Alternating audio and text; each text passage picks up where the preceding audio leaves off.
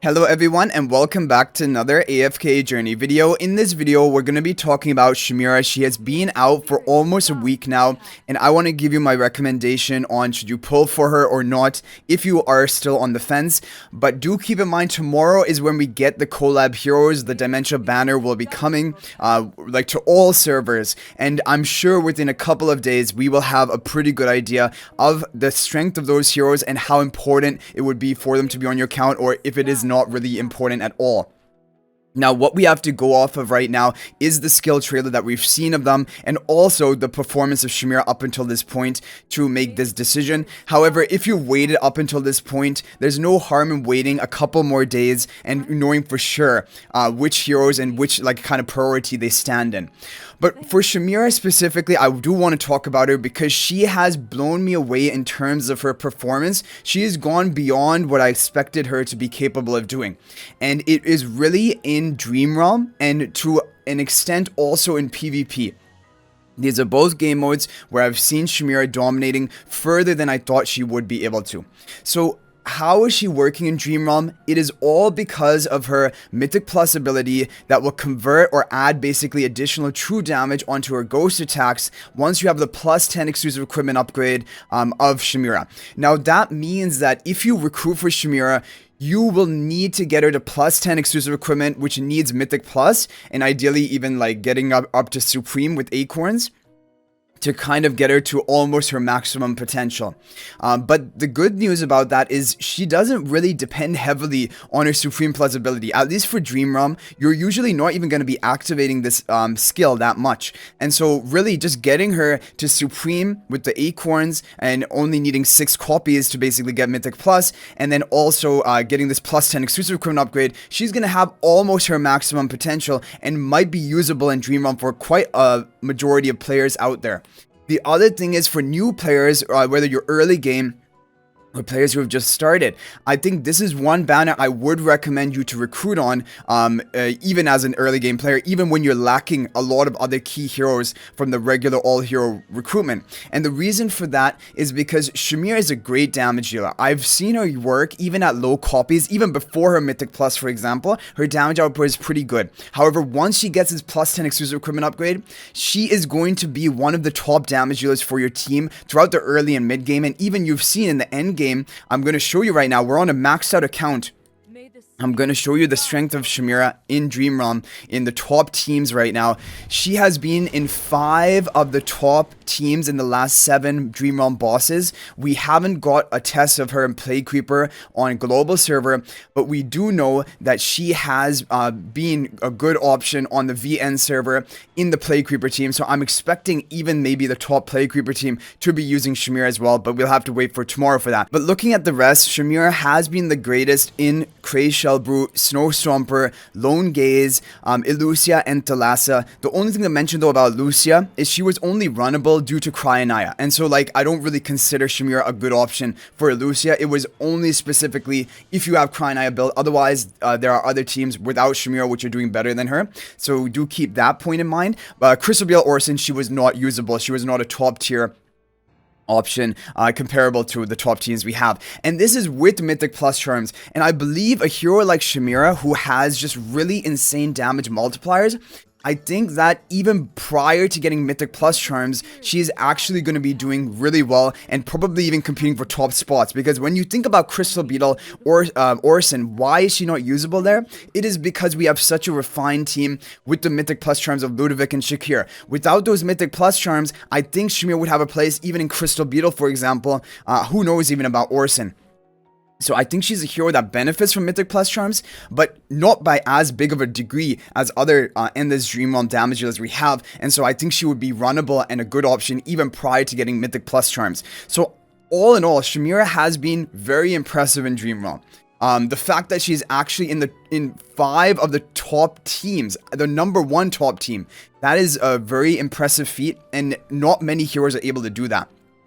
But Faramore also has been really good this season, and also in a lot of the top performing boss teams for Dream Realm. Both of these two heroes are really kind of the big ones to get in this season. But anyway, that was my point about Shemira in the early game. I think building her up, and then even late game, she is a great damage deal option to incorporate into your teams for Dream Realm. And I'm excited, like with future Dream Realm bosses, definitely more summon related bosses could be appearing, which Shemira would be dominating in. And I just think the sky is almost the limit with Shemira for Dream Realm. And she just has enough raw damage from her true damage from this Mythic Plus upgrade on her plus 10 exclusive equipment.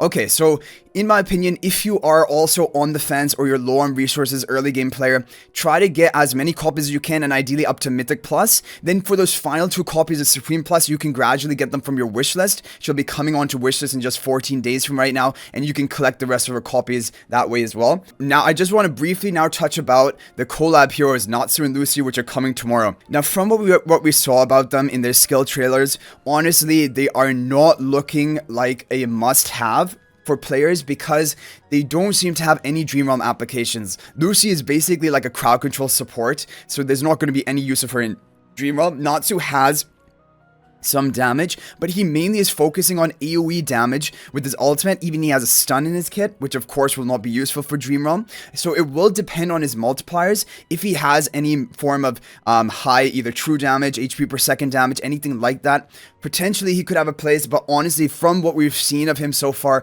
I'm not thinking it's likely that he'll be good for Dream Realm. And also in that video of the reveal, they mentioned that Natsu and Lucy are good for AFK stages and PvP. They did not mention any use of them in Dream Realm. So that's another factor which is kind of implying that maybe they are just PvP and AFK stage heroes and they're not going to be good for Dream Realm. And if they're not good for Dream Realm, it's usually not a priority for most people to invest into them. Even if they're good for AFK stages, we have so many good AFK stage heroes, and everyone's going to be getting Lucy for free up to Mythic Plus, which should be enough to actually make use of her in AFK stages if she is really that good.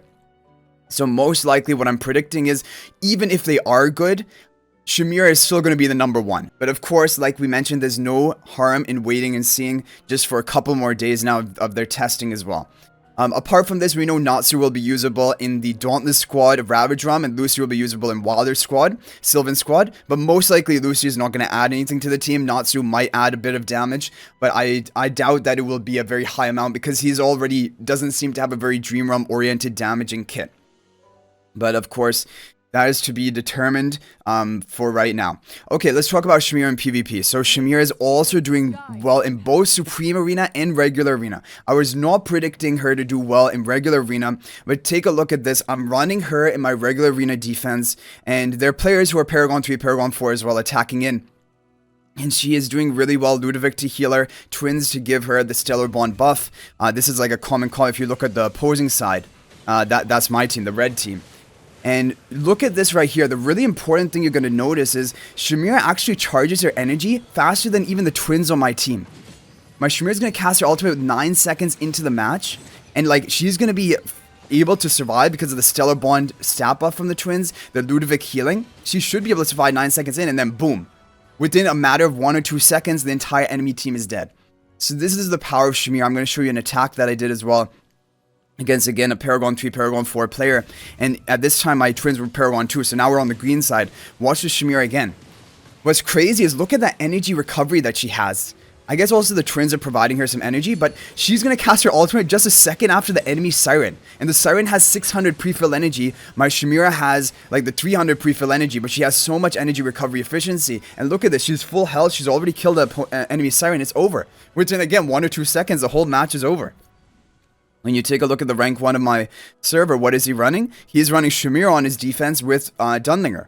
And this is a really difficult defense. Maybe I'll be able to crack it. I haven't done enough testing. But look at this. She's even working off of the Stellar Bond of the Twins. The shielding that she gets is no joke. It's a pretty decent sized shield. And if she's able to survive up until casting her ultimate, it's game over for you. Now here, I mean, the Shemira didn't actually do that much. So that isn't the greatest test, but yeah, that isn't the greatest showcase, I guess, but you guys kind of get the idea behind Shemira. Now, for Supreme Arena, take a look at this. My team has been doing really well. Take a look at this replay. Shemira on the Wild Faction tiles. So, Watch how quickly she's going to charge up. In Supreme Arena, she charges even faster. We're 4 seconds into the match. Shemira has... We're the red side again. Shemira's almost full energy. There she goes. 6 seconds into the match. Our Shemira is going to cast the ultimate. And boom. It's just... It's like... Where is that burst coming from? Like, just the first touch of the ghost onto the enemy is just blowing everything up. Okay, take a look at it here. So the final one that you're going to see, the final defense success, actually we lost that Shemira team because they ran Tassi, Tilly, and Bonnie. But I'll show that to you because that is a way of countering Shemira. So again, 6 seconds into the match, boom. Shemira casts her ultimate, and bye-bye. Everyone's just dead. I know probably the opponent should try to run a wilder faction team, and that is a way to defeat the Shemira comp. But if they're not running a comp which is like untargetable, it's really difficult. So this is how you counter it. You run like a wilder team that is unkillable basically, and then my Shemira cannot get anything done. So you still manage to get decent damage, but of course Tassi, Bonnie on the tiles, this is like an uneven match. Shemira is not going to be able to do anything because like everything is basically untargetable. So my Shemira is going to cast her ultimate right now, but who can she really hit? There's only the Haywin. The Taylene is just going to revive herself after she goes down, and we're damaging the Haywin, but then my Shemira dies, and it's over. Because the Haywin casted her ultimate for the damage reduction while my Shemira casted. Basically, this is kind of a hard counter to that Shemira comp we have, but for other comps that are coming in here, Shemira is really dominating. And definitely it means on offense, you can just pick the defense that Shemira is going to get an easy clear of, and it's game over. Like if the opponent doesn't have ways of becoming untargetable, your Shemira within 6-7 seconds into the match is going to destroy everything. So anyway guys, that is going to be Shemira basically in a nutshell. My overall recommendation is that she's a must pull for every single player, even early game, mid game, late game, every player, and at least try to take her to Mythic plus 10 exclusive equipment. That's when she really begins shining. But if you don't have enough diamonds to do that, get as many copies as you can and then wishlist her to get her there as quickly as possible. And I know we will wait for Natsu and Lucy and we will talk about them when they're actually out and the testing has been done, but I don't think regardless of their performance, it is not going to be up to the par of Shemira. I'm almost like 99.9% sure about that. And so Shemira is a safe investment right now. However, if you want to be patient for another couple of days, you can make like a sure decision at that point in time as well. But yeah, that is it. And I think on my main account, where I'm kind of treating it like a free-to-play in terms of investments, I don't know if I'm going to invest into Natsu, because I think the thing is, we all have the FOMO, the fear of missing out, because we know it's a limited time banner. We don't know how we're going to be able to acquire those heroes in the future. And so everyone feels like they have to Supreme plus Natsu. But the thing is, if Natsu is not going to be a game-changing like impact on your account, then you shouldn't feel bad about completely passing on him. So that's what we're going to have to wait and see. So anyway, guys, feel free to share your own opinions in the comment section down below.